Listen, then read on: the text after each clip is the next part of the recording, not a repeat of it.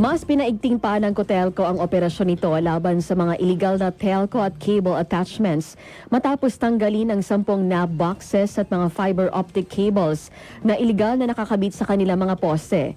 Ayon kay Cotelco General Manager Joel de Guzman Jr., ang hakbang ay bahagi ng pagtiyak na ligtas at maayos ang power lines, lalo na't ang mga nakabitin ay hindi otorisadong kable na madalas nagdudulot ng biglaang brownout at posibleng aksidente.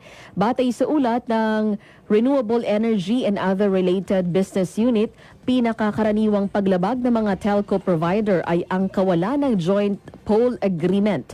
Isang kinakailangang dokumento bago payagang mag-install ng linya sa mga poste ng kooperatiba. Karamihan sa mga lumabag ay ang mga local internet at cable operators na maaaring pagmultahin ayon sa umairal na polisiya. May ilan namang nakaiwas sa penalidad matapos agad makipag-ugnay sa Cotelco ilang araw matapos ilabas ang abiso kaugnay sa crackdown sa illegal attachments.